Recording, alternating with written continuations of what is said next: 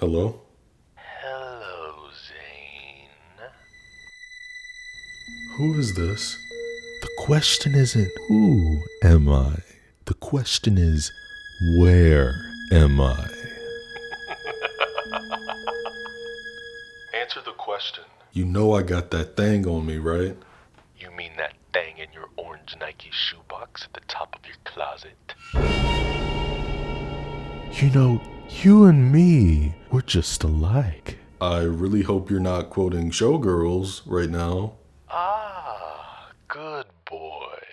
It's my favorite scary movie. What's yours? Well, I like a lot. I like The Cat in the Hat. That's my favorite. When I ask you a question, I expect a serious answer. Listen, Mr. Boo Boo. Bro, I don't know how you got my number, but I'm about to head If you out. hang up on me, I'll nuke your YouTube channel. Yeah. What do you want? Why did you call me? To play a game. I've seen your channel, and you claim you love horror so much, so let's put it to the test. 10 questions. You get one wrong, I kick your door down and slit your throat. And what if I say I don't believe you? Wanna try? What's the first question? Who plays Freddy Krueger? Robert Englund. In the 2010 remake. Okay, don't piss me off. Then let me finish, homo. Next, What's the name of the little white girl in The Exorcist? Reagan. Not Ronald. In what state does the Blair Witch Project take place? Maryland. Which horror franchise has the most sequels? Friday the 13th. What's the name of the puzzle box in Hellraiser? Oh, shit.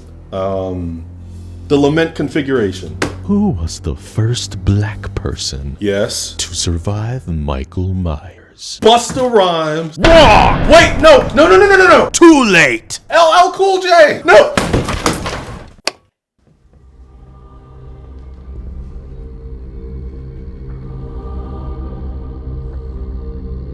What is this? I don't understand.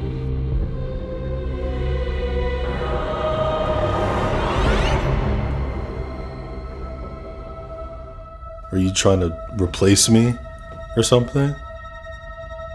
Oh, you can't talk. Yeah, you want an ass whooping, that's what I'm hearing.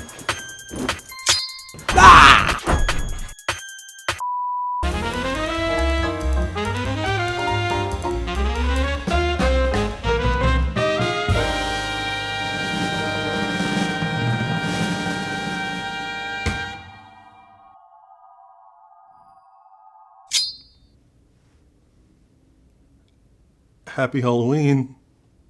I thought to myself, how should I go about making a video on a movie that is so beloved, that is so popular, and I still don't know, but we hit record, so.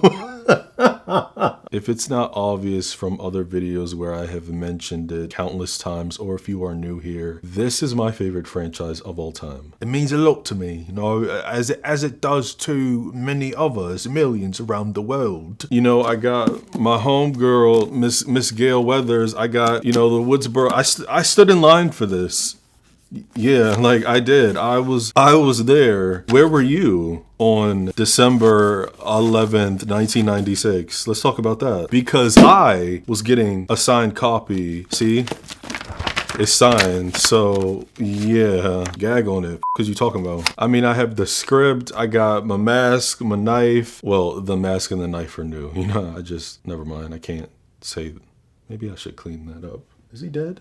You know, anyways, I got those. I got the script, as I said, and I got, oh my God, let me actually put it right here too. One of my good friends, for no reason at all, she decided to get me a gift, and she got me this. It's this girl on Instagram makes like these bedazzled Stanley cups. I don't know, the shit is cool, and Starbucks cups, I think. I don't know if it's gonna focus. If it's not, look, just you get a gist of it. But god damn it, this shit is tight. So cool, it's awesome. Thank you, Jade. So he gonna lay right up there yeah. Oh yeah, the 4K Steelbook. I have the college flag up against my closet. It's just, it's like little things around my room. There's a lot of references to this movie, or this franchise, I should say. And you know what? I'm not ashamed.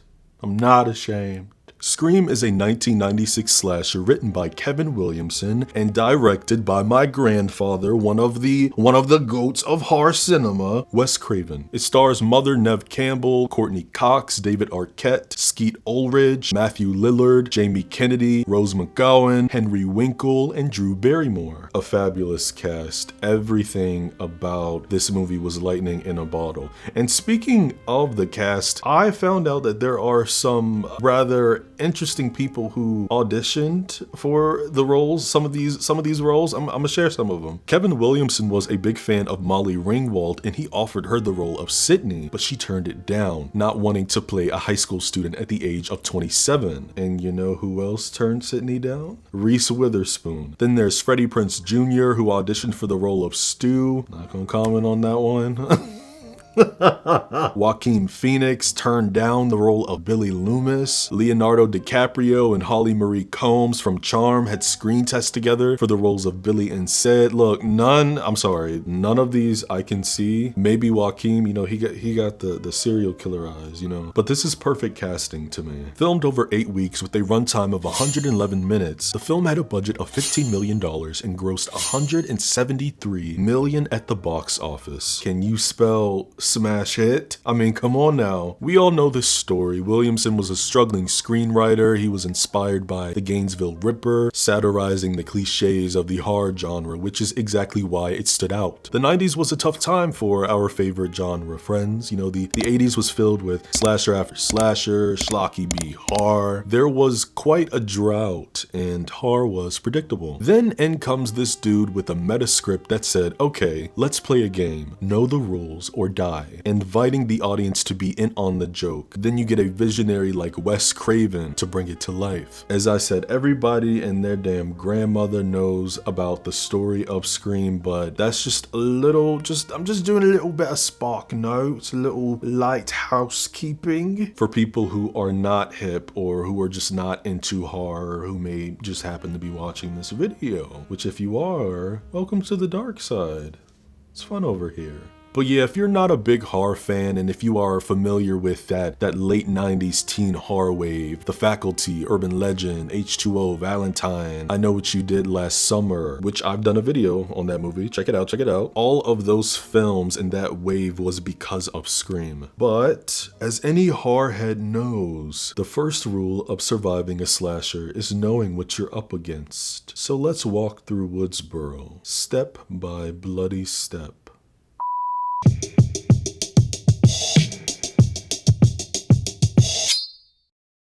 We open on a ringing phone, and this diva in a blonde bob answers. Casey Becker, the man with a deep, sultry, sexy voice, asks, Who is this? Like, huh? You called me, Bubba. They come to an agreement that he dialed the wrong number and she hangs up, but only seconds later, he ends up calling again, this time saying he wants to apologize. So Casey's like, okay, whatever, you're forgiven, bye. Wait, no. I want to talk to you for a second, shorty. No. Casey is like, they have 900 numbers for that. I'll holla. Later in the night, she puts some Jiffy Pop on the stovetop, and this motherfucker calls again. Block, block, block, block. The stranger asks why she doesn't want to talk to him, trying to figure out what her name is, and he can hear the popcorn. So she's obviously getting ready to watch a movie, right? But what if she was just making popcorn because, a bitch wanted some popcorn? She could have had plans to go upstairs and play with her pussy. Just some scary movie. Like scary movies? Uh-huh. What's your favorite scary movie? Ah, that's history. She says Halloween is her favorite, and he tells her to guess his. She guesses Nightmare on Elm Street. He's like, oh, Freddy, I liked that movie. It was scary. Well, the first one was, but the rest sucked. Not too much, girl. We all know Dream Warriors is the best one, and we not gonna disrespect The second one, Freddy's Revenge, which I also covered this month. You might as well watch it after this one if you haven't seen it already, but not before you watch the video where I covered the first Elm Street film. Absolutely some of my favorite videos I have done on this channel. Casey goes around her house locking doors when the doors should have already been locked. Like, babe, you are in this big ass house in the middle of nowhere by yourself. The man asks if Casey has a boyfriend. She's like, why? Do you want to ask me out on a date? So he's like, maybe shawty, but you never told me your name. What's up? Why do you want to know my name? I want to know who I'm looking at. No. See, no, hang the phone, hang the phone up. Hang the phone up, grab a knife, call the cops. I'm so serious. He tries to play it off too, saying, I want to know who I'm talking to. Like, no, Chester, that's not what you said. Casey's looking at her patio and tells this creep she's gotta go, and he aggressively says, Don't hang up on me. but it's too late. He ends up calling her 2 more times after this, but it's the second one where the tone really shifts, and it's like, oh. She's about to grab the popcorn on the stove, but gets distracted when the phone rings once again. Listen, asshole! No, you listen, you little bitch. You hang up on me again and I'll gut you like a fish. Understand? Yeah, that's what I thought. You children need to learn some respect. Calling somebody an asshole. The only asshole is whatever hairstylist who gave you that f***ed up bob. Casey runs, locking the same door that she locked not even a minute ago. That same door, did she unlock it the first time? I'm confused, yo. Whatever, but she also locks the front door and says that she's 2 seconds away from calling the police. When, once again, you should have did that 5 minutes ago. And the caller points out they would never make it in time because they're out in the middle of nowhere. So then she's like, why? To see what your insides look like. You a freaky ass frog. You's a freaky ass nigga. The doorbell rings and she's screaming, asking, who's there? And he calls her back like, Don't you watch scary movies? Why would you scream who's there? It's a death wish. I mean, speaking straight out of the audience's mouth in 96, we love to see it. She threatens to get her big black boyfriend to beat him up. Okay, I'm kidding. She didn't say black. Or else my boyfriend's gonna be here any minute, and he's black and he'll kick your ass. But she messed up because remember, she told the caller that she didn't have a boyfriend. And on top of that, homie's got her boyfriend Steve tied up in the backyard. And when she tries to open the door, he warns her. So what the hell we gonna do now? You know what we gonna do now? We gotta play this dumbass game of horror film trivia. Like, unless you can fight Casey, I would sit this one out. Then again, if I can do it, you can do it. Casey's warm-up question is to name the killer in Halloween. Michelle Myers. Yes! Good girl. Now for the real question. Name the killer in Friday the 13th. She hops up hollering, Jason! Jason! Jason! But he didn't specify which Friday film he was talking about. He was talking about the first one, which is the mother is the killer. Spoiler. Casey is screaming that she saw the film 20 goddamn times. And he's like, Well, then you should know that Miss Voorhees was the killer in the original, and Jason didn't show up to the sequel, ho. Anyway, he guts Steve for her wrong answer. Casey finally grabs a weapon as the stalker asks his final question, which is, What door am I at? and she doesn't answer on time, so he tosses a chair through the window. She takes off through the house, catching this figure running through, and she dips outside. We can see her parents coming down the road and make their way up the driveway. The real tragedy is like it's these tiny little beats where she was right there, right? She was right there. If she would just like stop, it's like the fatal flaw with every victim in a horror film, like the stopping to look, the stopping, the turn. And I try to remember that a lot of people tend to not think straight when they are very stressed out, and not everybody can react in a fight or flight situation. Casey crawls on the ground, only going a few windows away before checking again. And that's when Ghostface smashes through the glass and Casey smacks him with her phone. That is strike one, because she should have just made a run for it. Then she stops after seeing Steve's body, like strike two. But the third and final strike is when she just stops at the corner of the house, seeing her parents come down the driveway. The killer smashes through another window, tackling her to the ground. She's trying to run, but womp womp. He catches her and stabs her in the chest. Ready, and action!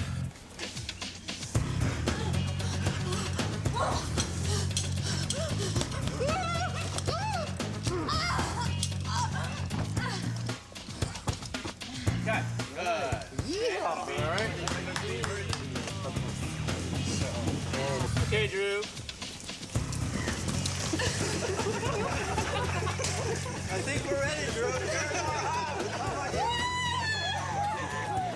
Very good. Hey, Wes, can we get a little picture here?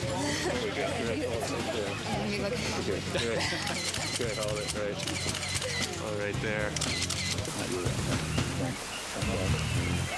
And we're going to stop right here.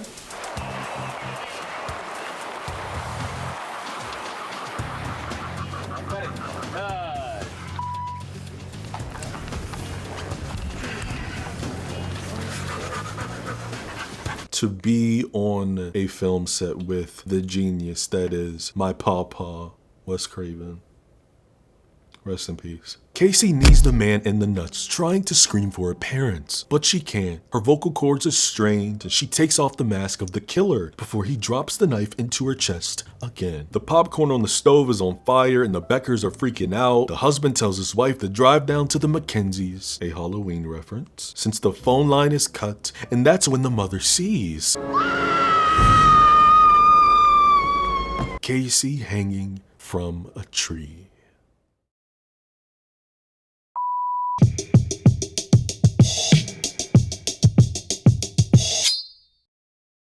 We finally meet the diva of the show, Sydney Prescott, who's probably on Stardoll when she hears a noise at her window.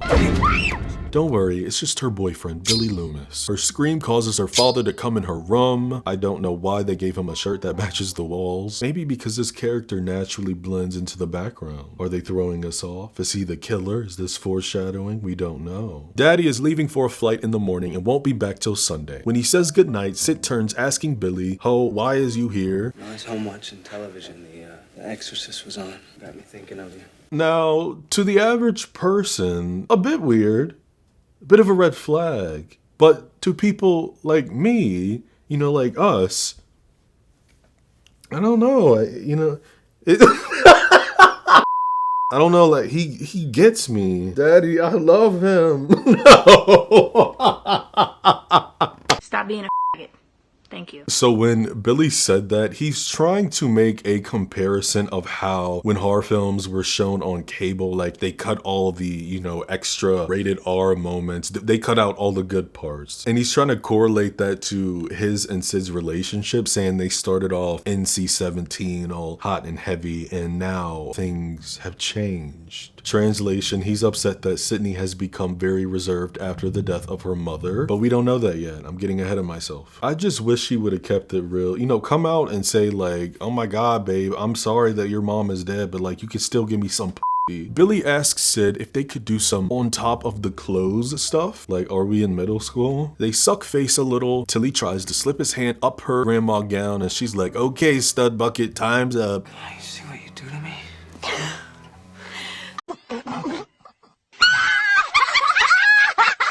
I don't think I will ever be able to take that scene.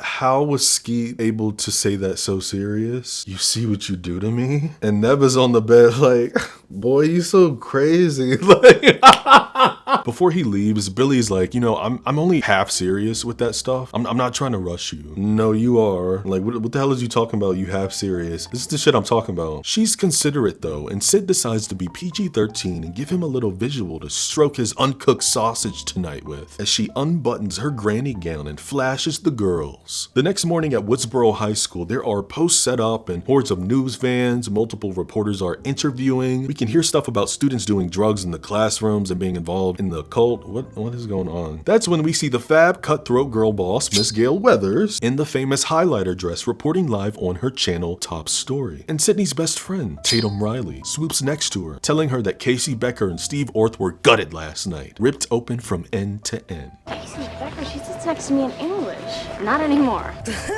The whole school is being interrogated, and in Sydney's homeroom, she's admiring Casey's empty desk. Before the teacher gets a note that she's next for questioning. In the principal's office for a brief second, Principal Hembry is telling the cops that Sid is the daughter of, you know who. Sitting down is Sheriff Burke, and standing is the beloved Deputy Dewey Riley. When Sid says hi to them, she calls Dewey by his first name, and he's like, "Actually, it's Deputy Riley today, Sid." Like, oh. Okay, Dewey. Principal Hembry tells Sid that this is going to be brief and they just want to ask a few questions. This is something that I think flies over a lot of people's heads, but right after he says this, he grabs Sydney's chin like, what the f***? I'm sorry. No.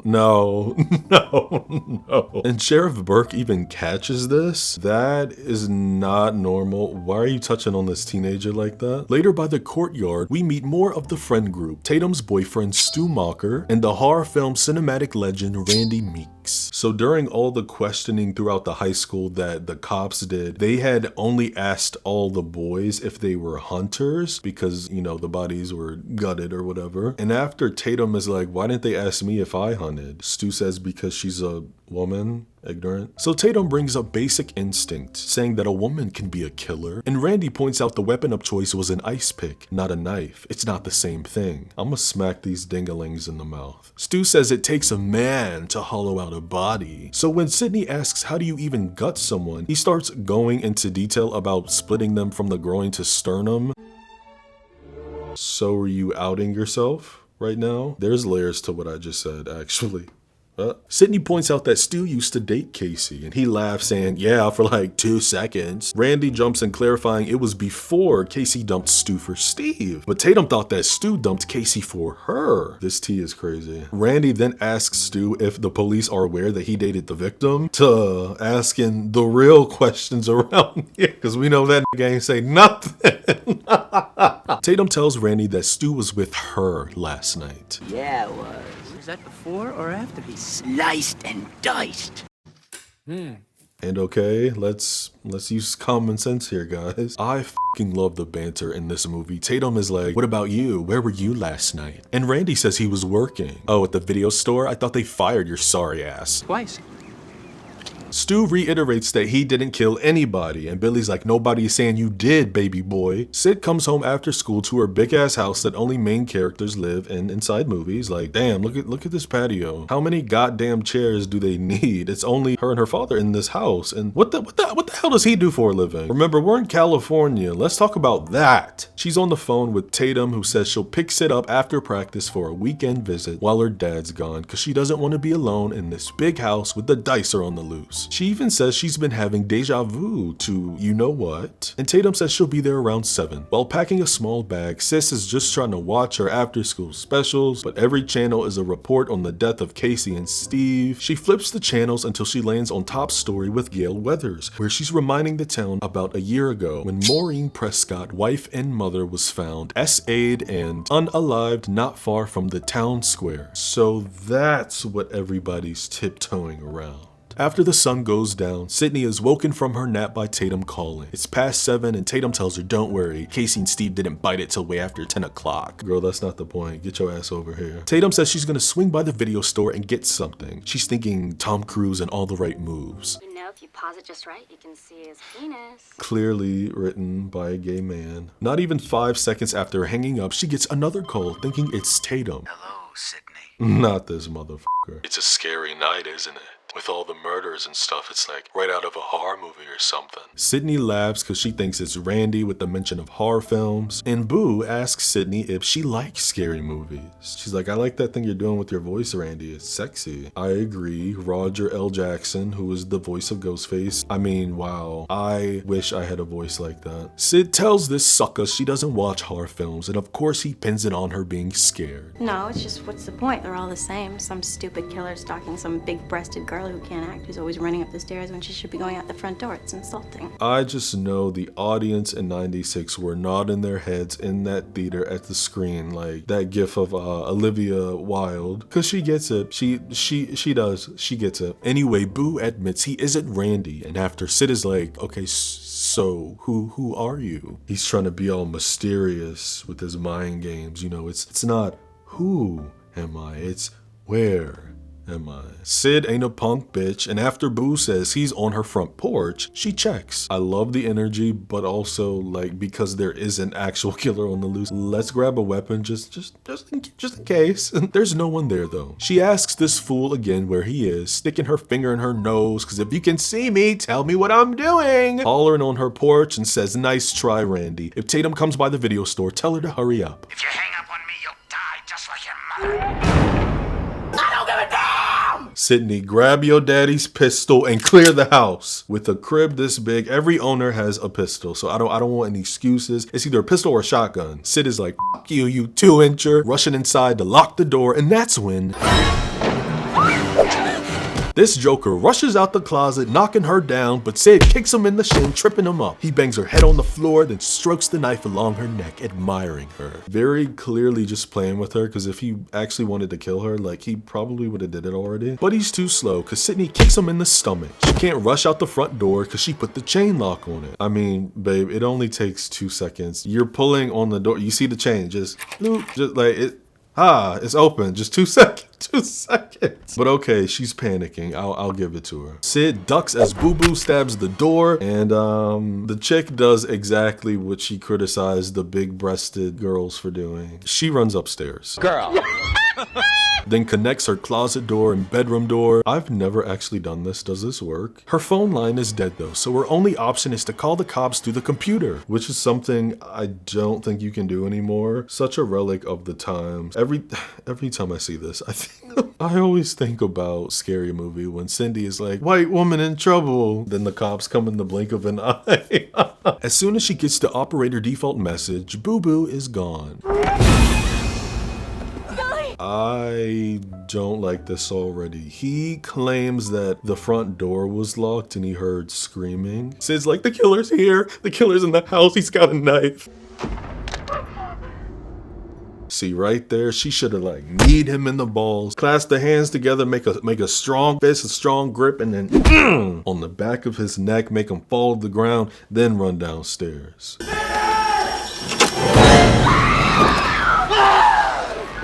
The fact that Dewey also screamed. Oh God, he is really the heart of this franchise.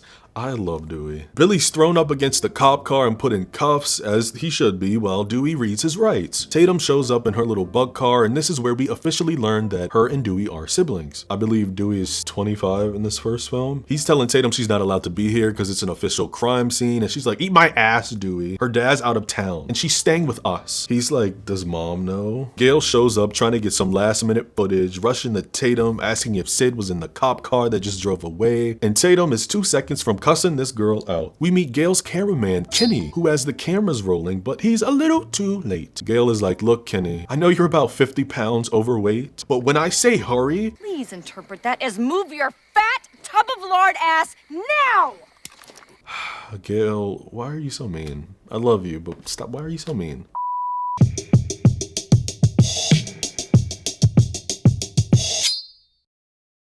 At the police station, Dewey is checking records at the Hilton, which is the hotel that Mr. Prescott said he was staying at, but he's not in the system. So what the f is going on here? Don't tell me Daddy-O is out here slicing kids up. Billy is staring Sydney down as Sheriff Burke asks him, "What are you doing with a cellular telephone, son?" And Billy lets this geezer know that everybody's got one these days. Sheriff then asks why he was at Sydney's house in the first place. Put 2 and 2 together, like, well, he was bored and he wanted some coochie. But Sheriff also knows that Billy was there last night as well, and his father is shooketh by this. He says they're gonna have to hold Billy till they get their hands on the phone records. Then little Bill turns around, giving Sid the evil eye. Of course, Gail and Kenny followed the cops to the station because, you know, the grind don't stop. These bills gotta get paid. Kenny swings open the van door asking about donuts, and Gail is like, "Get your ass on." Even though they're not letting anybody in the building, but Gail is like, "I'm not anybody."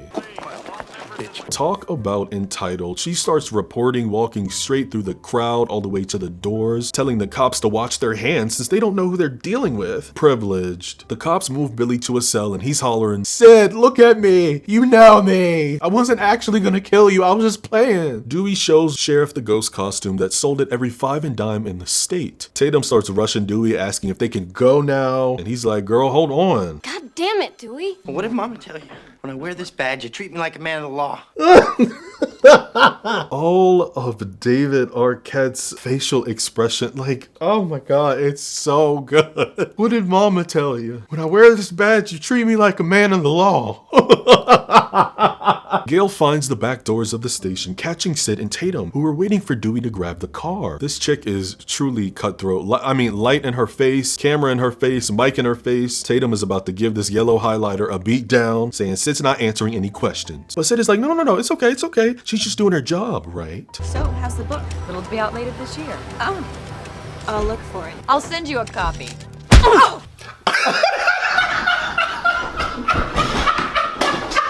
Y'all gonna stop playing with Miss Prescott like she not from the hood. Me and her used to hang out. Y'all don't know that. Don't let her big house and the white picket fence fool you now. True. In Tatum's bedroom, she's replaying the events like, I'll send you a copy. Bam! Bitch went down. I'll send you a copy. Bam! Sid, super bitch. You are so cool. Dewey gives Sid a pack of ice for that Mayweather right hook, and when he shuts the door, Sid turns on her side. And you would imagine like she's about to go to sleep, right? And then she's not on screen, but we can hear Tatum in the background still playing with this damn stuffed animal. She's like, so do you think Billy did it? Like, this is... Miss Riley comes in saying there's somebody on the phone for Sid, and she initially thinks it's her father, but Miss Riley's like, I don't think so. Hello, Sydney. Oh, hell. Sydney is like, no. Then Tatum and Mama run out the room. Looks like you fingered the wrong guy.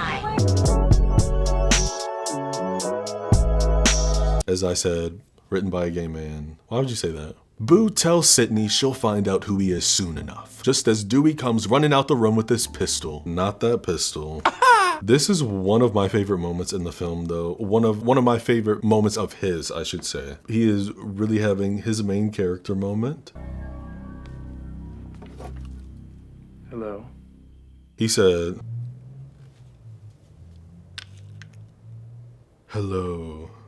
The next day, we learn via news report at breakfast that a man named Cotton Weary was convicted of breaking into the Prescott's home and savagely assaulting and torturing the mother. He's currently awaiting appeal for the death sentence handed down after Sid had testified against him. Dewey lets Sid know that Billy was released and his cellular bill was clean. So it looks like he didn't make the phone calls, kids. Yay. Sid and Tatum are escorted by Dewey to school, and immediately there are reporters screaming at her, and she stops when seeing Gail's van slowly approaching. But Gail is like, stop right there. What, you scared? She ain't gonna knock you in the face again. She just wanna talk. Gail immediately tells Kenny to turn on the camera, but Sid says no off the record because she owes her mother. Gail is telling this little girl, look, baby doll, you know, your mother's murder was last year's hottest court case. Somebody was gonna write a book about it. And Sid says, you're right. And it had to be you with all your bullshit lies and theories. I don't know, Sydney. You know, this Joker was bad. This Joker was good. I was taking it to the bathroom with me. It was that good. Oh, wait, hold on. I'm gonna show you my favorite chapter.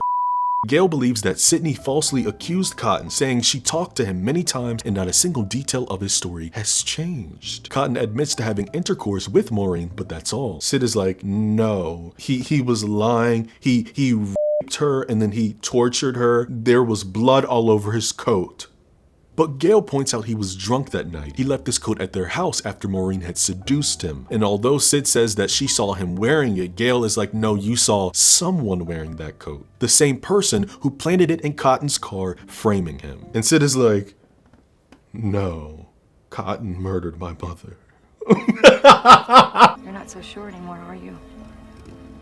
Her whole head up. This means, folks, that the killer is on the loose and the killings are related. Before Sydney walks off, she apologizes for mangling Gail's face. This revelation of an innocent man on death row, killer on the loose, this is big time, baby. But they don't have anything concrete, so they can't go live yet. If I'm right about this, I could save a man's life. Do you know what that could do for my book sales? Oh, Gail, breaking so many laws of the universe, so spiritually corrupt. After some insensitive bozo runs around in a Boo costume screaming through the halls, weird ass straight white boys like your classmates were killed and you running around in the costume thinking that's funny. Sid rushes away in distress, bumping into Billy, who once again is saying, it's not me. How many times are you gonna say it? She's like, yeah, I know, the killer called me at Tatum's house. You see, it couldn't have been me. I was in jail. And why are your hands still feel dirty. Let's talk about that. They let you out the jail cell and then you just came straight to school. You dirty. She apologizes, asking him to understand and bear with her, and he says, understand what? That my girlfriend would rather accuse me of being a psychopathic killer than touch me? Like, what are you, we're not even talking about oh my God. She's like, Billy, I was attacked and nearly filleted last night. But Billy is talking about what's going on between them because they haven't been the same since, you know, her mother died. Is your brain leaking? My mom was killed. I can't believe you're bringing this up. No, it's been a year. Are you fucking dumb? Are you fucking dumb? Are you fucking dumb? It's been a year is crazy. The concept of slapping your trauma over somebody else saying that because you got over it, which we know is a goddamn lie, that they need to as well. Right. Sydney is like, stop fucking playing with me. Your mother left town and your parents separated. My mama is in a coffin. But Billy just wants his girlfriend back. So Sid hits him with the, oh, I'm sorry if my traumatized life is an inconvenience to you and your perfect existence. Running away. Mr. Hembry is having a fit with the two students who dressed up as Boo Boo the Ghostie, saying their entire havoc-inducing, thieving, whoring generation disgust me. The Ghostface knife sound effect, which, yes, if you are subscribed, that is the reason I always use that sound, because of this franchise. It plays multiple times as the scissors are in Hembry's hands, and I think we're trying to like set up some type of red herring. I'm not buying this. I'm not. Put it back on the shelf. You're both expelled. Get out. And the guys are like, Daddy, chill. Like, it was a joke. That's not fair. I'll tell you what's fair. Fairness would be to rip your insides out and hang you from a tree so we can expose you for the heartless, desensitized little shits that you are. I mean, while I somewhat agree, not really, that's a bit extreme, with his statements, I think that him saying all of this, plus, you know, him touching up on Sydney's chin, somebody need to look into him. We hear two women in the bathroom stalls talking smack about Sid, saying she made everything up. She's lying for attention, she's got serious issues, and when the toilet flushes, Sid rushes into the handicap. And this cheerleader is like, what if she did it? What if Sydney killed Casey and Steve? Like, maybe she had the hots for Steve and killed them both in a jealous rage. Then the other girl asks what would she want with Steve when she has her own bubble butt boyfriend Billy. First of all, nobody in this movie has a bubble butt. Let's get that straight. I would know. And second, I know this trifling ass cheerleader did not stick her finger in her mouth after flushing the toilet and not washing her hands. You dirty bitch! Maybe she's a slut, just like her mother. I'ma smack one of you bitches. I'm telling y'all, go ahead.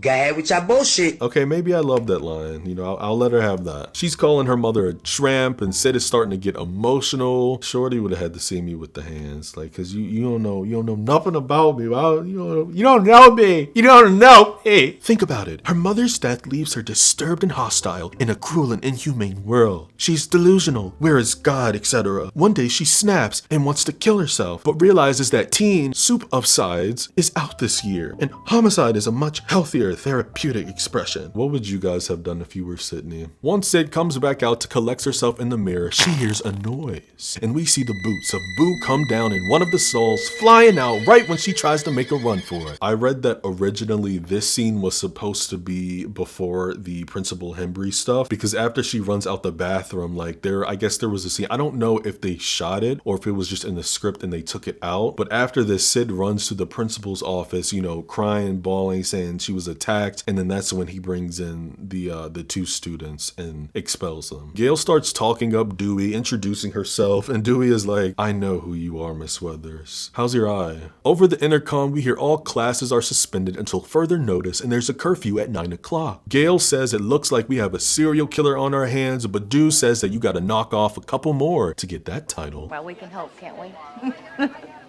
She's trying to get more answers out of him, and he's half falling for it, taking off his hat for his final words, telling Gail that she's much prettier in person. Stu is all happy, scooping up Tatum, saying he wants to have a party at his house in celebration of classes being suspended, and Tatum tells Sid that all her friends can be there to protect her. Stu is like, yo, I am so buff. I got you covered, girl. I'm not being funny. He says that word for word. Like, okay, twink. Mr. Hembry is trying on the Boo mask, making faces in the mirror after all the stuff that you said to them children. Interesting. There's a knock on his door, but no one's there. He goes all the way out by the front of the office, checking the hallway, and we see the janitor, Fred, played by Wes Craven, making a cameo and a nod to that bald bitch, Frederick Krueger. It's when Henry goes back into his office that we can feel what's about to happen. His scary ass jumps inside his closet, not seeing anything, jumping again at his reflection. Let's get this over with. Yes, I am aware that Henry Winkle is a legend, very popular, and apparently he is not credited in this movie because he didn't want to take the attention off of this young cast. After Henry closes his office door, Boo appears behind him and guts him in the stomach. Stu visits Randy at the video store, pointing out how busy it is. They've had a big boom in the mass murder section. Randy points out how odd and clever it is that Billy is standing right in the horror section, but Stu claims it doesn't prove anything. And Randy calls him a little lapdog because Billy has killer printed all over his forehead. Okay, really? I fucking love him. It's a little too early, but just know we're gonna talk about Stu later on in this video. Stu questions, if Billy is the killer, why did the cops let him go? And Randy says because they don't watch horror films and they don't know the standard stuff. So Stu's like, okay. Now why would Billy want to kill his girlfriend? And I never caught this until this rewatch, but after Randy's next line, there is a girl behind him in the next lane who is listening to everything he's saying. Randy says that there's always some bullshit, stupid reason to kill your girlfriend. And that's the beauty of it all. Simplicity. The girl is looking around like, is anybody hearing this, before shaking her head and walking out. But what he's getting at is, if the motive gets too complicated, you start to lose your target audience. So now you think, okay, what's Billy's reason? Randy suggests maybe Sid wouldn't have sex with him. And Stu is like, oh, what, is she saving herself for you? Now that Billy tried to mutilate her, do you think Sid would go out with me? Stu thinks that it's her father. I mean, why can't anybody find him? Randy thinks he's already dead and his body will pop up in the last reel somewhere. Eyes gouged out, fingers cut off, teeth knocked out. At this point, Randy is yelling and very unaware of his volume. You see, the police are always off track with this shit. If they would watch Prom Night, they'd save time. There's a formula to it. A very simple formula. Everybody's a suspect.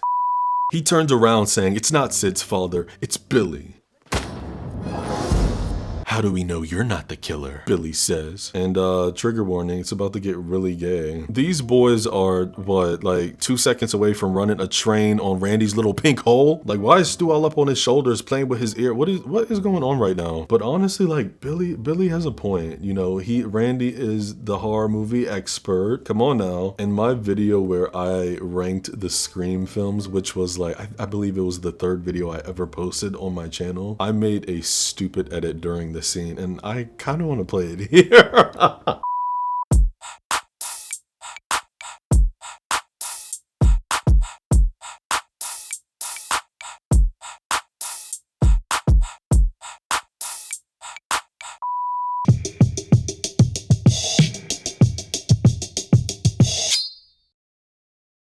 Everybody in town locks up early for curfew. Moms are taking their kids inside. The sun is going down. Restaurants are closing. The town is just shaking in their Doc Martens. Sheriff Burt tells Dewey the phone company faxed them back and the line was listed to Neil Prescott. What? But not only that, tomorrow is the anniversary of Maureen's death. Dewey takes the girls to Stu's house with Gail and Kenny right on their ass. The girls come inside like, party's here. Kenny and Gail pick a spot to park. Then Dewey scares Gail coming out the cut, and she asks to join him in checking out the party. When grabbing her coat, Kenny hands her a camera. Inside, everyone's voting for a film to put on. Some raise their hand for Evil Dead, some raise for Hellraiser. Sid has tapes in her hand naming The Fog, Terror Train, Prom Night, which are all Jamie Lee Curtis films. And Randy says that she is the Scream Queen. The doorbell rings, and before Stu runs to get it, he asks Tatum to grab him another beer. Dewey grabs a kid's beer like, you're under the age, son. Ahaha, just kidding, have a good time, watch the drive-in. Tatum calls over her brother, asking why that skank Gail is here. She's with me. Gail's sneaky ass slips her cam on top of the VCR just as the party film is decided. Halloween. Tatum goes to the garage, nipples hard as a rock, and while grabbing a few beers, the door creaks shut. Damn girl, how many beers you trying to grab? Oh look, the garage door is locked. Then the light shut off. She starts knocking on the door to no response. So she hits the button that pulls up the garage door, but it stops halfway, and when she tries to duck under, it goes back down. When she turns around, Boo is standing at the door. Is that you, Randy? Ooh, what movie is this from? I spit on your garage. She tells Boo to lose the outfit because if Sydney see it, she'll flip. And the killer keeps shaking his head. So Tatum's like, oh, you want to play psycho killer and slice this kitty? Okay, let's see.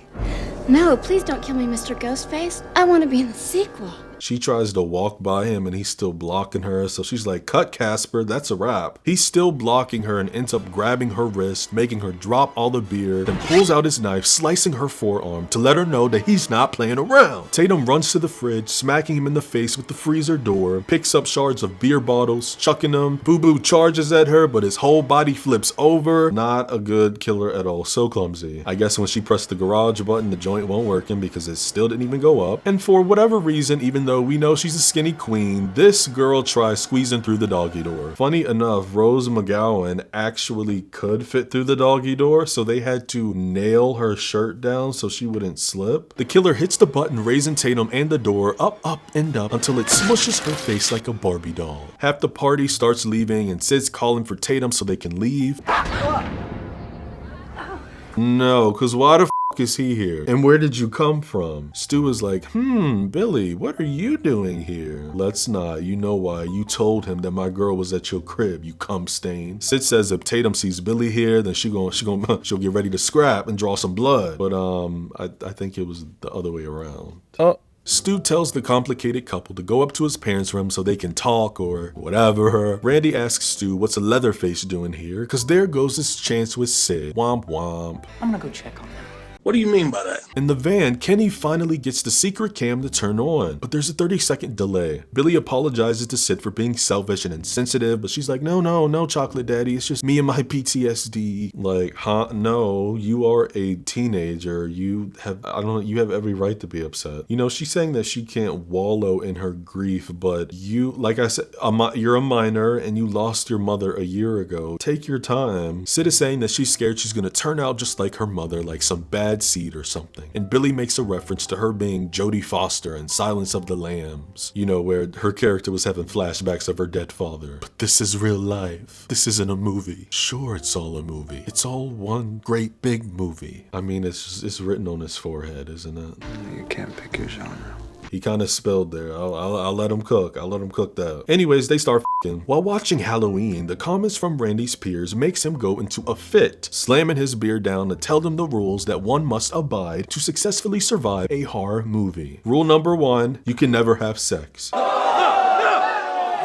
Big no! Big no! I'm a dead man. You's a freaky ass nigga! Rule number 2, you can never drink or do drugs. Rule number 3, never, ever, ever, under any circumstances say, I'll be right back. Because you won't be back. I'm getting another beer. You want one? Yeah, sure. I'll be right back! Randy says if you push the laws, then you end up dead, before saying, I'll see you in the kitchen with a knife. Foreshadowing. Dewey bangs on Gail's window, letting her know the sheriff just radioed somebody reporting a car in the bushes down the road, and he's gonna go check it out, asking if she'd care to join. Be right back. Gail heads to the cop car, but Dewey stops her saying, oh, I was thinking we would walk. Such a nice night out. I got a flashlight. You're not scared, are you? Gail ain't no punk bitch now. Don't get it twisted. Another one of Dewey's cute airhead moments is when they start walking off and he points at the sky asking Gail if she knows what that constellation is. And she's like, no, what is it? I don't know. That's why I was asking you. You can't not love him. The kids upstairs are doing on the clothes stuff and Sid lets it all out. Right when Randy gets a phone call that Mr. Hembry was gutted and hung from the goalpost on the football field. So of course these sickos want to go over there and see it before the cops take the body down, and Randy is left alone. The teens come speeding down the road, almost hitting Gail and Dewey, making them jump out the way and land on top of each other. They kissy kiss before finding the car that belongs to Neil Prescott. After intercourse and the silence of putting their clothes back on, Billy asks Sid if she's fine, and she's like, yeah boo, I'm good. See what I did there? I wonder how long he lasted. She then asks Billy who he called. As we all know, when you get locked up, you're allowed to one call. He claims he called his dad, and she's like, no, Sheriff Berg called your daddy. I watched him. And after a beat, Billy says, yeah, but when I called, I didn't get an answer. Trust your instincts, Sydney. Little Bill asks if she still thinks it's him, and she's giggling like, no, silly rabbit. I was just thinking like, if it was you, it would be a clever way to throw me off track, you know, using your one phone call to call me so I wouldn't think it was you. She's got a point. And nephew, I need you to stop looking at my girl like that, looking right through her newly impure soul as he gets up and says, what do I have to do to prove to you that I'm not a killer? And right behind him, Boo sneaks behind Billy, stabbing him 3 times. Billy starts gasping for Sid as he drops on the ground. Sid is full on crying now as Boo Boo starts chasing her, but she makes it out the room, locking the door, running into another room that leads into the... Hey, look, I'm gonna be honest. The layout of this house is so freaking confusing. It's hard for me to even explain it to you without like getting a piece of paper or a drawing to show you the layout. So I've memorized it, and we're gonna go over to my little whiteboard. I'm playing, I ain't doing all that. Boo goes a complete opposite way, catching her because the entire upstairs is practically a full-on square.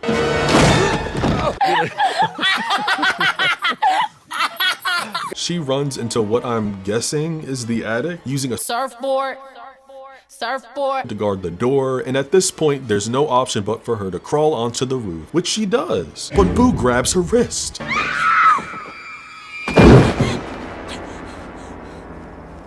Oh, that was nothing, babe. Keep moving. And Sid gets up like the gangster she is and sees that Boo is gone. But you know who isn't gone?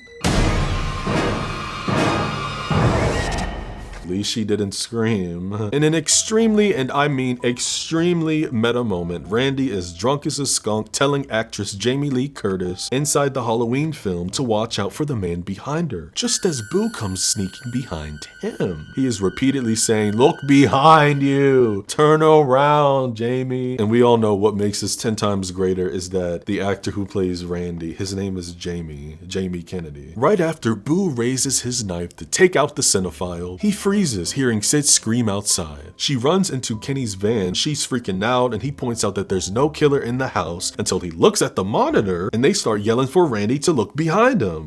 He can't hear you unless you got a mic on the camera, which you don't. Kenny opens the van door, hopping out, and sees that the front door is open. Remember the 30-second delay. On the monitor, we see Boo sneak away, and in a flash, he slits Kenny's throat. He's struggling to tell Sid that there's a tiny door in the back, but she figures it out because, y'all got the right one, and she crawls through. Boo Boo thinks his big ass can fit, but he ain't like the skinny queen over here. Nah, Boo Boo. Mama is running through the fields, stressed the hell out, when Gail and Dewey make it back to the house. Dewey asks Gail if there's a phone in the van. There is. Hands her a flashlight and tells her to lock herself in it and call the sheriff for backup. As he makes his way in the house, he's hearing screams, which are actually coming from Jamie on the TV. Gail is calling out for Kenny until she notices that there's blood on the ground. So she starts freaking, and after dialing 911 when the call is connected, 911. What's going on? Gail starts the car, noticing the blood all over the window, and naturally turns on the wipers, then puts that hoe in reverse, which makes Kenny's body fall forward. She's like, ah! Oh God, Kenny, I'm sorry, but get off my f***ing windshield! Gail sees Sydney waving her arms in the road to stop and swerves the van, crashing into a tree. Sydney is walking back up the driveway, selling it. Come on, bitch. The blood, the outfit, the motion of the arms, giving me distressed final girl drama. Sydney? Boo Boo shows up in the door frame, yanking the knife out of Dewey's back. Ow, I felt that. So Sid runs inside the cop car, locking all the doors, and has to roll up the window. My dad has been an entrepreneur his entire life, and he has multiple trucks for his company, his construction company. And as a kid, I remember riding in them every now and then. And, you know, I'm like, where is the button? This is ghetto. Like, you telling me I gotta take the joint and crank it to roll up the window? Who is doing all that? Sydney's looking for the keys, but Boo taps on the window, dangling it, then disappears. In the back, we see the trunk door slowly lift as an officer speaks on the radio. Sid grabs the walkie-talkie like, help me, I'm at Stu Walker's house, 261 on, turn a lane. He gon' kill me. And Boo jumps up, grabbing Sid by the neck, and she kicks him in the chest, getting free. Running back to the house, but stopping in place to look behind her. Randy comes out the cut, yelling for Sydney, saying they need to get out of here, and she grabs Dewey's gun like, freeze! Randy says he found Tatum and thinks Stu did it. Then Stu comes out hollering, don't listen to him. This is a mess. The boys are going back and forth until Stu throws Randy on the ground like, Sid, baby, please give me that gun. First off, I'm not your baby. Two, step the back. You both. She locks them outside and oh look, Billy boy is still alive. Coming out the bedroom in the most dramatic way possible. Then bro falls down the steps.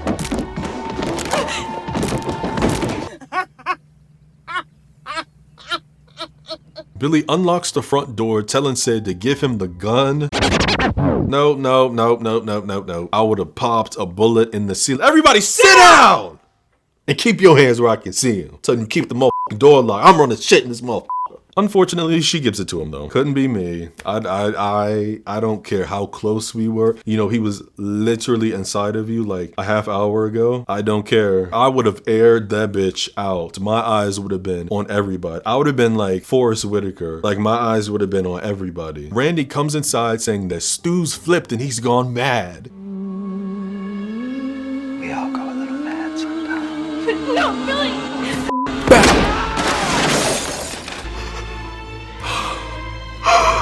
It's like, let me stop. We already knew that. People who have not seen this movie already know this. The blood on his shirt and his fingers are corn syrup, just like what they use for pig's blood in Carrie. That's when Beef Stew comes in the foyer to save Sydney. Surprise, Sydney. Or not. And after she runs into the kitchen, the boys corner her. So here we are, folks. One of it. I don't know, should I say one of or should I say the most iconic and famous third act in Hollywood? I'm gonna say it. Yeah, there should be a nice little screen grab of all three of them in this kitchen hung up in the Louvre. I'm just saying. When Sid asks why these twinks are doing all this, Stu says that it's all part of the game. What game? Called Guess How I'm Gonna Die! I really have to be picky about what I show in this scene because on some real shit, I want to play the whole damn shit. It's line after line, but 90% of the good lines in the scene are all coming from Matthew Lillard, who is giving a camp performance. Stu tells Sydney that they're the ones asking the questions, and if she gets it wrong, but if she gets it right, well, she does. Can't win, can she? Stu puts his chin on Billy's shoulder, being fruity as hell. And not to show my hand too much, cause you already know I'm gonna bring it up in my take later, but these are some f***its. Nope. Already have a bunch of people who agree. Let's keep it real. These are some homos. Billy reveals they were the ones who framed Cotton Weary after watching a few movies and taking notes. So Sid asks why they killed her mother, and Billy is like, why? Why? You hear that, Stu? I think she wants a motive. Well, Billy boy doesn't believe in motives. Did Norman Bates have a motive? No. Did they ever decide why Hannibal Lecter liked to eat people? Don't think so. You see, it's much scarier when there's no motive. Billy calls Maureen, one of my favorite lines, a slut bag whore. It's so ridiculous. Like, what is that? Saying Maureen would flash her stuff all over town like she was Sharon Stone or something. Making a Basic Instinct reference again. Come on, Sid, your mother was no Sharon Stone. Eh? How about this, though? Sydney's mother was screwing Billy's father, and she's the reason his mom moved out and abandoned him. We see Sydney is not the only one shocked here. Even Stu's face is like, oh, wait, bro, you didn't even tell me this, daddy. But shock aside, why are we projecting this on your girlfriend? You know, your real beef should be with your mother, the woman who abandoned you. Billy, don't make me cuss you out right now. You mommy issue having, fudge packing, uncircumcised bitch! They say since Sydney gave her virginity up to a psychopath, that means she's gotta die, because those are the rules. Stu starts tweaking out like, oh, you're gonna love this. We got a surprise for you. You're gonna love this one. It's a Scream, baby. Hold on a sec. I'll be right back. Matthew Lillard is really having the time of his life. It's officially after midnight, which means it's Maureen's anniversary, and Stu brings a beat-up Neil out the closet. Daddy Prescott is the chief suspect. The boys cloned his cellular and the evidence is all there. What if the father snapped and the mother's anniversary sent him off, so he went on a killing spree, taking out everyone except for Billy and Stu. They were left for dead, then he killed Sid and shot himself in the end. Perfect ending. And to add more authenticity to this scene, they're about to put on a show for Sid and play a game of Pokey Pokey. Billy asks Stu if he's ready to take this knife, and he's like, yeah, I'm ready, baby! Head get up! Yeah, man, get up! Head sick individuals. I wonder if that's how they sound when they... Never mind. Stu's like, okay, my turn. And Billy reminds him to stay to the side and don't go too deep, or you're sleeping on the couch tonight. But Beef Stew don't give a damn. He just straight up stabs him in the stomach. Their little duo is already falling apart. Billy has to scream at the top of his lungs for Stu to give Daddy the knife. Stewart tells Sydney that everybody dies except them because they get to carry on and play in the sequel. Because let's face it, baby, these days, you gotta have a sequel. Billy stabs Stewart 2 more times, and Sid says exactly what we all have been saying since pretty much the kitchen scene began, that you sick fucks have seen way too many movies, and this struck a nerve in Billy boy. He's like, no Sid, don't you blame the movies. Movies don't create psychos. Movies make psychos more creative. Stabbing Stu 1 more time, and poor baby. Maybe I shouldn't say poor baby. He's got veins popping out his forehead, about to say one of the most recognizable lines from this franchise. I'm feeling woozy here. Billy puts his knife up to Stu's chin like, okay baby, I'm sorry. You get the gun and I'll untie Papa Bear. Okay? Okay baby boy, Daddy's sorry. Stu quotes Apollo 13 saying, Houston, we have a problem here. And the gun is missing. Houston, we have a problem here. Gun, man, the gun, I put it right there. It's not there. Miss Weathers pops up, gun in hand, and Billy looks at Stu pissed because she was supposed to be dead. She looked dead, man. Still does.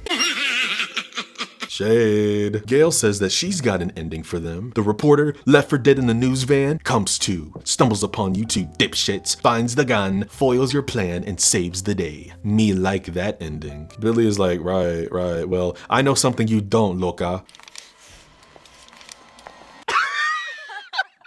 Mama, the safety is on. Billy kicks her in the chest, knocking her into a column, and points the gun at Gail's head when Stu turns around to invite Sydney to watch. But Sydney is gone. Billy is about to freak, and Stu is like, I don't know where she's at, but I'm hurting, man. And that's when the phone rings. Should I let the machine get it? You thought you could kill me? I'm a bad bitch. You can't kill me, nigga! She asks Billy if he's alone in the house with the voice changer, and he starts going off. Bitch! You bitch! Where the fuck are you? But Sydney says, not so fast. We're gonna play a little game. It's called Guess Who Just Called the Police and Reported Your Sorry Motherfucking Ass! Billy points the gun at Stu to get his lazy ass up after he takes a seat. I can't, baby. You cut me too deep. I think I'm dying here, homie. Hello? Stu. So you're the one doing the bending, huh? You know, I thought you were better than this. You think Billy loves you? He doesn't love you, baby. Billy's also a bottom. When we were up in your parents' bedroom, he asked me to stick my up his and swirl it around. What you gonna do with that? And more, what y'all gonna do in prison? Bump purses? Sydney asks Stu, what's his motive? Billy's got one and the police are on their way, so what are you gonna tell them? Peer pressure. I'm far too sensitive. Billy yanks the phone out Stu's hand saying he's gonna rip Sydney up just like her mother. And she's like, you gotta find me first, you pansy ass mama's boy. Fucking hit me with the phone, dick! I know I've said it like 50,000 times. This third act is so good. Matthew, oh my God, thank you. Thank you for this camp performance. He picks the phone back up asking if Sydney actually called the cops, and she's like, you bet your sorry ass I did. And y'all already know this line. Say it with me. Say it with me. My mom and dad are gonna be so mad at me. Billy is having a bitch fit like the bitch he is, ripping pillows up. I mean, bro, he's not even looking. You're just staying in one room. Like, are you scared? Are you scared? Cause I would be. He opens up the closet door in the hallway, distracted by the TV, and Sydney stabs him in the chest with an umbrella, takes the gun, and takes off the Boo costume. But then Stu comes running out the cut. He tackles Sid, but she gets on top of him, kneeing him in the balls. He punches her, tackles her over the couch, and says, "I always had a thing for your Sid." She bites his hand, smashes a vase over his head, and says, "In your dreams," and drops the TV on him. Randy pops up saying he never thought he'd be so happy to be a virgin. And that's when Billy knocks him in the face, chokes out Sid, and she sticks her finger into his wound that she created. Billy raises his knife but gets shot by Gail. That blood in the mouth is not a good sign. Sid does the classic horror movie trope of using her foot to lift up his leg and check to see if he's alive, which I will admit I never understood. If somebody like actually knows why they do this, please let me know in the comments, because I don't. Like, is a dead bot, like, I don't even know how to like verbalize this. You can still pretend to be dead and not move your leg, so what is the point of this? Is a person supposed to automatically twitch if they're still alive or something? I don't know. Careful, Randy says. This is the moment when the supposed dead killer comes back to life for one last scare. You can easily overlook this, but when we cut outside, it's clearly a time jump. Bro, look, Dewey is still alive, being carried into an ambulance. So here's my question. If Sydney called the cops after she snuck away with the gun and the Ghostface costume, how long did it take them to get here? We can see the sun rising in the sky, and not even like, what, 10 minutes ago when Billy, had the knife up to her neck, he was saying that it was officially 12 o'clock and it was the anniversary of Maureen's death. I don't know. My guess is they had everything shot for the finale, and they were like, there's no point in us coming back here at nighttime to shoot like the one little final shot with Gail in front of the house. They were like, fuck it, let's get it over with. Fuck it, we getting out of this joint. Gail immediately goes live, and we can see, battle scars, cuts on her face. Can you say working woman? Had a whole interaction with 2 teenage serial killers, pretty much. Almost losing her life, and then only like a few hours later clocking into work. Who's doing it like her? The camera pans up as Gail continues, guiding the camera towards the House of Horrors, and we fade out.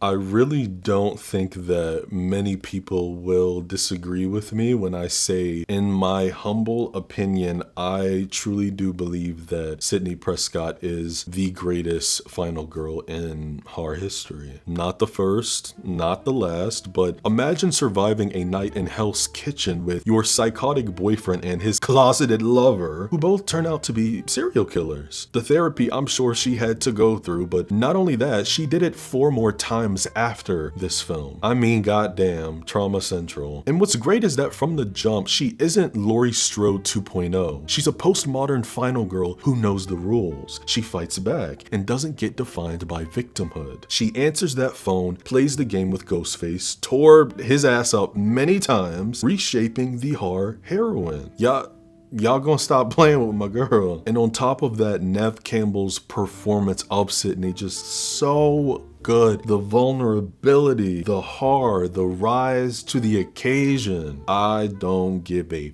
fuck about these other girls fighting, supernatural beings and aliens. This is some real shit rooted in reality. And I'm not going to spoil the other films, even though it's been over 20 years. But hey, there may be people who want to watch them, or people who are only watching them through me. Maybe they just don't like horror that much. That has happened. There are people in my comments who tell me, they'll be like, I don't like horror movies, but I like watching your breakdowns of them and it makes me feel better.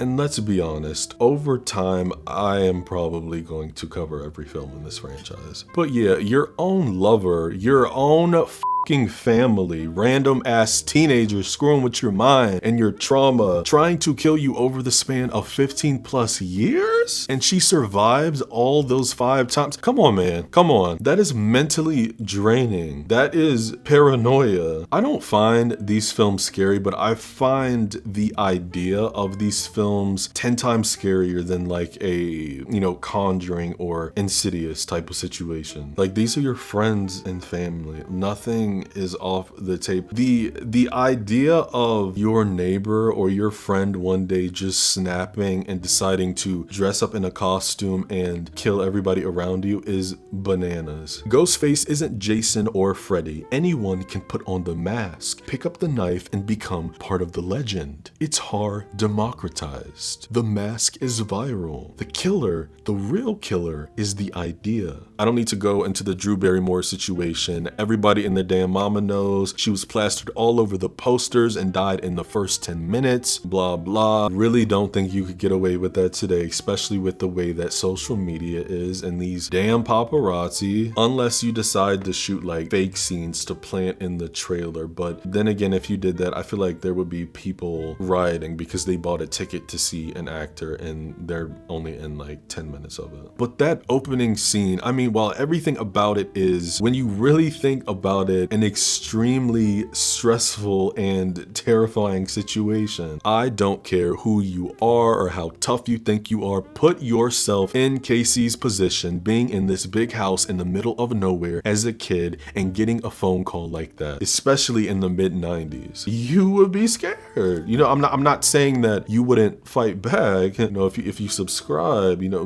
we are a final family. We ain't new to this, we true to this. Go around and get smoked. But, you know, it's menacing. And the voice, Roger L. Jackson, one of, if not the most recognizable and legendary voice actors ever. He had an entire generation afraid to pick up the phone. His voice is intimate, it's playful, chilling, seductive. So good, so good. Even though Ghostface is perhaps the most clumsy killer of them all, tripping and getting hit with doors multiple times, slipping, he's human. He bleeds. Look, if real life was a horror film, you know, not to tickle my own dick, but I think I would be alright, you know, I would be good. Horror knowledge is survival in this genre, and we see it more down the line. Randy is the avatar for the audience, because being a horror nerd pays off. Until it doesn't.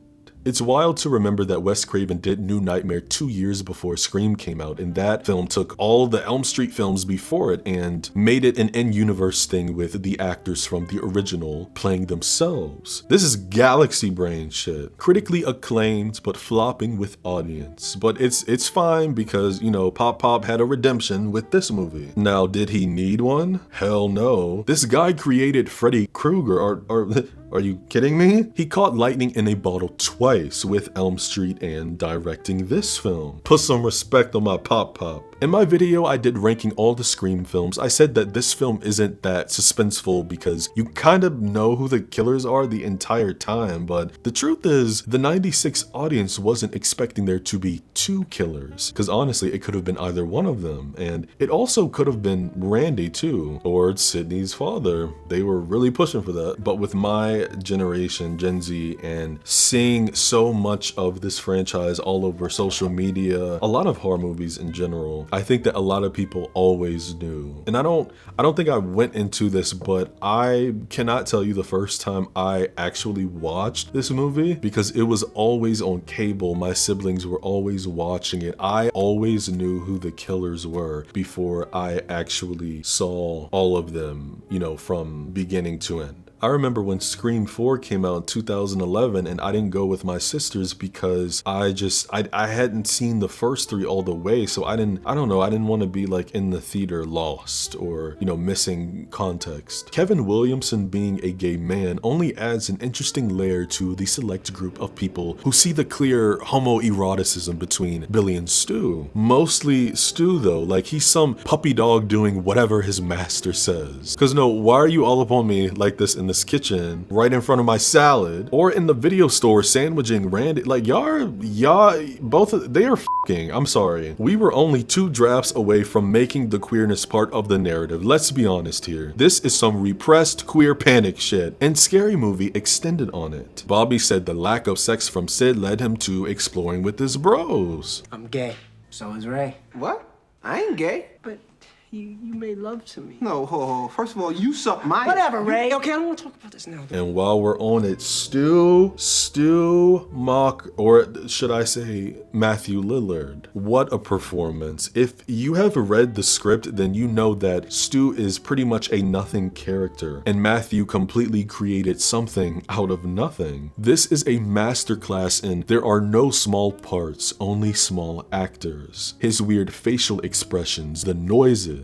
Okay, really? The numerous one-liners in the final act that are not in the script. They were improvised. Houston, we have a problem. You hit me with the phone, dick. My mom and dad are gonna be so mad at me. All of that was just Matthew off the riff. He brings a level of camp to this film that is really one of its strongest attributes, and I say the same thing for Scream 3 with Parker Posey's character, Jennifer Jolie. Dewey, who gets killed third?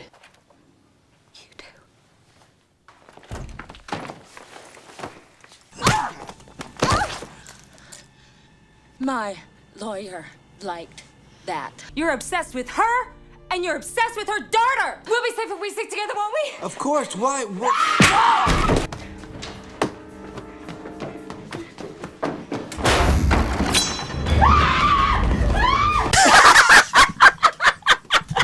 I will be honest with myself and say that my thirst for Scream 7 has died. It's died down quite a bit. I mean, the numerous delays. Then I saw the cast. I'm gonna be very nice.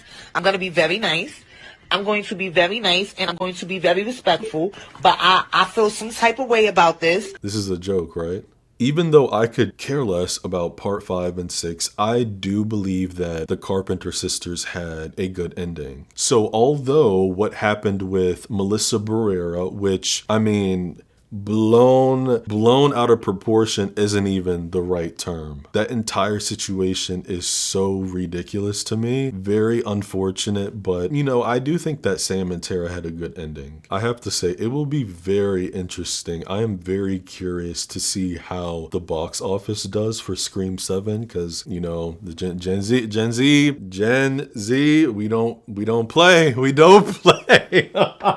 Woo, y'all know they still boycotting this movie. Hey, look. In the end, Scream isn't just about a knife-wielding prank caller. It's about culture that's so drenched into horror that we've practically turned it into wallpaper. Woodsboro feels like any American suburb, where the gossip about your mom is deadlier than the man in the mask, and where teenagers rehearse their own deaths with movie quotes. You see, Ghostface works because he's not a boogeyman, he's a role, and anyone can audition. That's the scariest part. The mask gets passed around like a virus, and it never really leaves. What keeps Scream alive is that perfect blend of camp and carnage, where you can laugh at, say, Stu's whimpering as he bleeds out, then feel your stomach drop a beat later. It's horror eating itself and still finding fresh meat, and maybe that's why the phone still rings nearly 30 years later. We pick up, we scream, and the movie keeps going. What do you think about the original Scream from 1996? What are some of your favorite memories with this movie? What's your take? Leave me a comment down below. If you're new here, consider subscribing. I would love to have you. It would be my pleasure. Give this video a like if I made you laugh, and even consider turning on the bell so you don't miss a new video. And in the meantime, boo-boo, take care of your mind, take care of your body, and take care of your spirit.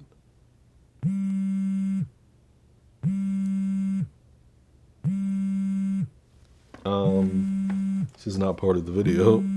Who's this?